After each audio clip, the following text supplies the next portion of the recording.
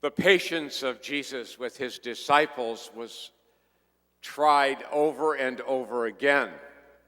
I suppose you and I should take some encouragement from that, because God's patience with us is probably tried over and over again too.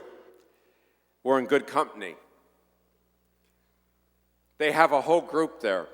You can tell the apostles are getting a little more used to management, because they're doing management things here. They've got this crowd of over 5,000 people listening to Jesus, and they're trying to manage the crowd. And they have a concern, they're worried. They're worried they don't have enough to feed all these people. So they go to Jesus and say, why don't you send them home? We don't have enough food. Send them home. Let them get to village before it gets dark. Hopefully they can find something to eat and a place to stay. And as he's wont to do, Jesus turns the table. You give them something to eat. He's wonderful. He knows they don't have anything, and certainly not enough to feed all these people. They say, 5 loaves, 2 fish. That's all we got.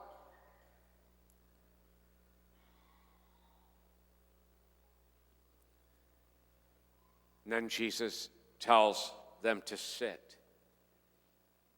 Puts them in groups of 50. It's probably a Luke allusion to the size of groups that were meeting to celebrate the Eucharist in his community. Most likely. 50, that's about how much a big house could hold at a time.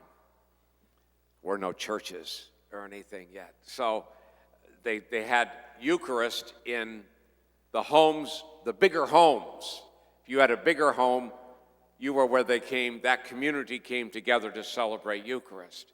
And 50 was about the max. Maybe you could stretch it out a little bit more than that in a little bit larger home. It included both the dining room and the courtyard, the central courtyard of the place. So have them sit down in groups of 50. A blessing, a breaking, a giving,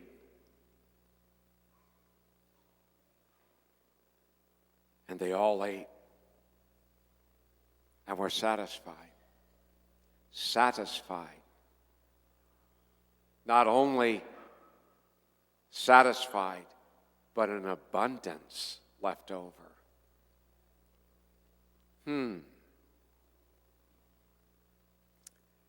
How about a foreshadowing of what we're doing right here today in this church? Because that's what it is. In the second reading for today, St. Paul talks about what happened at that first Eucharist. What happened, what went on at that time. What was going on in his community. We often think that the oldest account of the Eucharist in the Scriptures is in the Gospels, but it's not. That's not the oldest. We think that because they're telling the story about Jesus, and they get to the Last Supper, and they tell that story. He took bread, blessed it, broke it. This is my body. Cup of wine, this is my blood. Take it and drink it. Remember me like this, he says. Well, they immediately began doing that. The first account written down is actually in St. Paul's letter to the Corinthians. Mark didn't write his gospel till around 65. Luke and Matthew around 80, before they started writing the whole story down. And the reason they started writing the whole story down is the apostles were starting to die. And there's this thing about, let's get this down now. And they did. But Paul wrote his letter to the Corinthians around 50 or 52. Paul was dead before Mark wrote his gospel. He had already been martyred. Paul in his letter says, I'm going to hand on to you the tradition I received. Namely, on the night before he died, the Lord took bread, blessed it, broke it, and gave it to his disciples, saying, basically, they all say the same. Paul says the same thing that the others say in their gospels. This is my body. Take it and eat it. And then a cup of wine. This is my blood. Take it and drink it. Remember me like this. Do this in remembrance of me. Do this in remembrance of me. Do this remembering what I did here.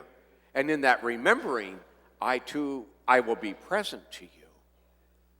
I'll be there with you. Why? Because we need it. Because we're needy.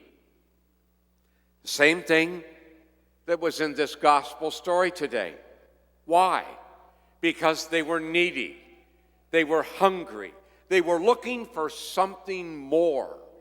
That's why 5,000 of them gathered to hear Jesus speak. They were hungry. They were thirsting for something deeper in life. We're not much different. We look around and try to find things to fill up that hole inside. Do you ever notice nothing does and no one does? Duh! It's probably not here. We're probably not going to find it in our material world or our possessions or even the people in our lives. Come close. But it's not. It's not enough. There's still something more. I think God is that something more that many of us miss in our lives or we just aren't in touch with. God knows we're needy.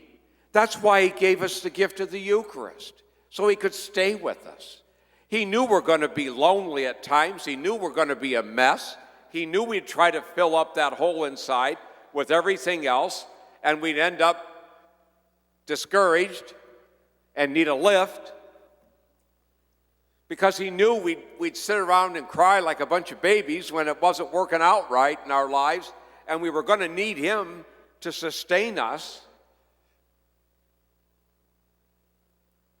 He chose. God chose to remain with us.